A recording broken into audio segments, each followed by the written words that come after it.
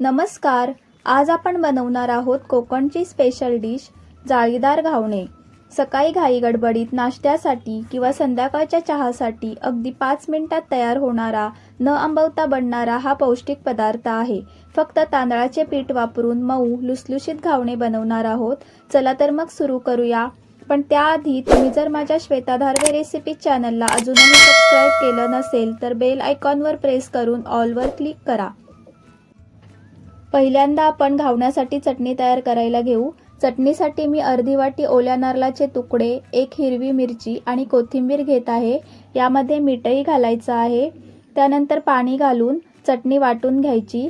चटणी तयार झालेली आहे. आता आपण घावण्यासाठी पीठ तयार करायला घेऊ. एका भांड्यात 1.5 वाटी एवढं तांदळाचं पीठ घ्यायचं आहे. त्यात अर्धा चमचा मीठ घालायचं. आता यामध्ये पाणी घालून छान पातळसर पीठ तयार करायचं. पाणी घालताना एकदम घालायचं नाही, थोडं थोडं करूनच घालायचं. मी पहिल्यांदा 1 पेला एवढं पाणी घेतलेलं आहे.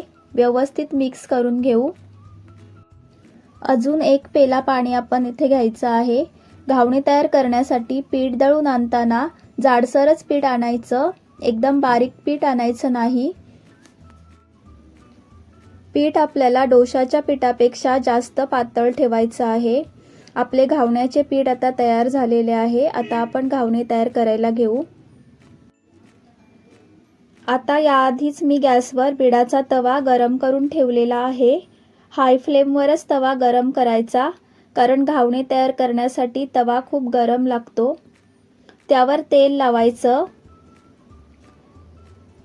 आता गॅसची फ्लेम मीडियम ठेवायची आणि तव्यावर पीठ घालायचं. पीठ आपल्याला ढवळून तव्याच्या कडेकडून मधोमध असे गोल फिरवत सोडायचं आहे. पीठ सोडताना कडेकडून सोडल्यामुळे बाजूचा भाग असतो तो लवकर शिजतो आणि मधून घावणे करपत नाही.